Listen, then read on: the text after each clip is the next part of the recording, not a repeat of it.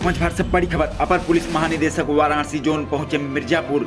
लोकसभा चुनाव आगामी चुनाव को लेकर दिए आवश्यक दिशा निर्देश। मिर्जापुर आपको पता सामान्य निर्वाचन 2024 सकुशल संपन्न कराने, सुरक्षा व्यवस्था सुदृढ़ रखने, व्यवस्थाओं को जायजा लेते हुए संबंधित आवश्यक दिशा निर्देश देते हुए आज दिनांक 20/3/2024 को अपर पुलिस महानिदेशक वाराणसी जोन वाराणसी पीयूष मोडिया जनपद आगमन पर पुलिस कार्यालय मिर्जापुर पर सर्वप्रथम गार्ड द्वारा सलामी दी गई। इसके उपरांत अपर पुलिस महानिदेशक द्वारा पुलिस कार्यालय में निरीक्षण कर प्रतिदिन आने वाले शिकायतों को उनको निस्तारण की स्थिति के बारे में जानकारी ली गई।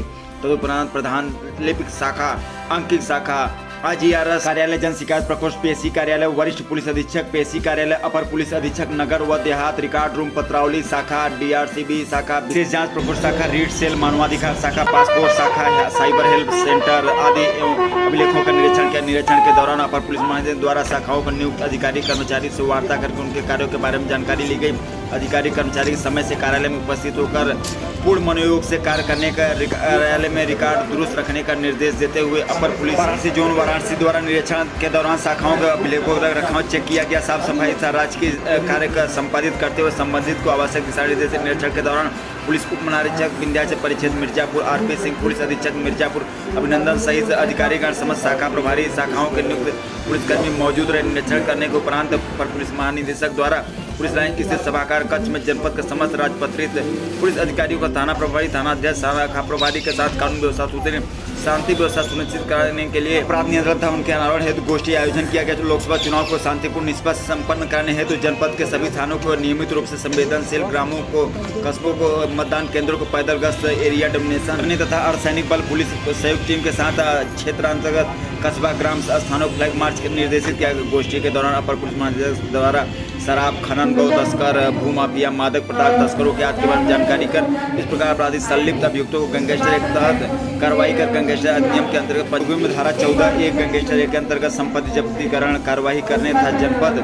में विशेष अभियान चलाकर अभियोग पंजीकृत कड़ी कार्रवाई करने का निर्देश दिया। अपर पुलिस महानिदेशक द्वारा एंटी रोमियो स्क्वाड, महिला आरक्षियों, अन्य पुलिसकर्मियों के पीठ जाकर महिलाओं की सुरक्षा सम्मान स्वावलंबन हेतु विभिन्न कार्यों को गोष्ठी कर सुरक्षा संबंधित सेवाएं के बारे में विस्तृत जानकारी देकर जागरूक करने के लिए निर्देशित किया गया। इसके उपरांत अपर पुलिस महानिदेशक द्वारा लंबित विवेचनाओं विशेषकर SC, ST संबंधी अपराध, पासपोर्ट एक्ट आदि की समीक्षा की गई। इस कार्य योजना को बनाकर पूर्ण दोष आघात विवेचना शीघ्र निस्तारण करने की विशेष रूप से वांछित अपराधों की गिरफ्तारी सुनिश्चित कर विरुद्ध कानूनी कार्रवाई करने के निर्देशित कर पास्को एक्ट महिला संबंधी अपराधों में अपराधियों को कड़ी से कड़ी सजा दिलाने की पैरवी करने का निर्देश दिया गया। थाने में आने वाले समस्त आगंतुकों को शांति शालीनता से समस्याओं को सुनकर तत्काल निष्पक्ष कानूनी कार्रवाई करने का समयबद्ध गुणवत्तापूर्ण निस्तारण करने का निर्देश दिया गया। तत्पश्चात अपर पुलिस महानिदेशक द्वारा प्रबंधकों, सराफा व्यवसायी, व्यापार मंडल पदाधिकारियों, पत्रकारों के साथ गोष्ठी कर उनकी समस्याओं को सुना और हर संभव मदद सुरक्षा सहयोग का भरोसा दिया।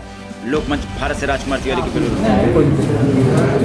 देखिए, आगामी चुनावों को देखते हुए पुलिस द्वारा सभी मानकों का अनुपालन करते हुए व्यवस्थाएं जनपद मिर्ज़ापुर में भी की गई और हमारे जो DIG साहब यहाँ मौजूद हैं और पुलिस अधीक्षक भी हैं, इन्होंने जो चुनाव आयोग के निर्देश हैं उन निर्देशों के आधार पर अपने समस्त जो बॉर्डर के बैरियर्स, चेक पोस्ट हैं उन पर टीमें तैनात कर दी हैं, जो कि यह सुनिश्चित कर रही है कि किसी भी प्रकार के असामाजिक तत्व या अवैध शराब, ड्रग्स इत्यादि का कार्य करने वाले लोग इन मार्गों का यदि इस्तेमाल करते हुए इस शहर में चिन्हित होते हैं, उनके विरुद्ध तुरंत कार्रवाई की जाए। पिछले दिनों में कार्रवाई की भी गई है और ये अनवरत बैरियर्स पर चेकिंग जारी रहेगी। इसके अलावा हमारे जो अभी सूचना के अधिकारी हैं, इंटेलिजेंस के जो लोग हैं, वो पूरे जनपद से में लगातार नज़र रखे हुए हैं।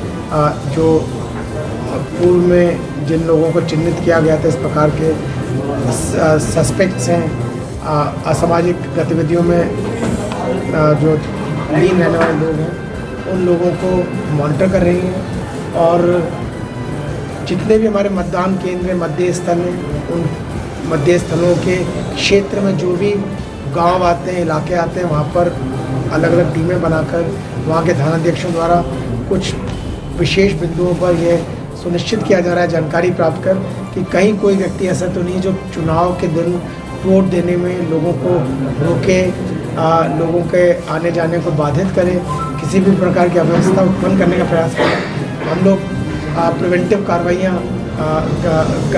लगातार करा रहे हैं। जिन लोगों को बाउंड डाउन किए जाने की आवश्यकता है उन लोगों को बाउंड डाउन किया जा रहा है। हथियार जो लाइसेंसी असले हैं जिनको कि कहीं उनका गलत इस्तेमाल ना हो जाए, उनको चुनावों के पहले जमा कराया जाता है, तो विधिक प्रक्रिया का अनुपालन करते हुए उन्हें जमा कराया जा रहा है। हमारे मैन पावर और मटेरियल की ऑडिट की जा चुकी है। उसे हमारी फोर्स को लगातार चुनाव को दृष्टिगत रखते हुए प्रशिक्षित भी किया जा रहा है। विशेष जो तौर पर जो पैरामिलिट्री फोर्सेस अलग अलग इलाकों से आएंगी इस जनपद में चुनाव कराने के लिए, उनको जिन कॉलेजों में ठहराया जाएगा उन कॉलेजेस के प्रिंसिपल्स इत्यादि के साथ भी बैठक हमारे पुलिस अधीक्षक कर रहे हैं।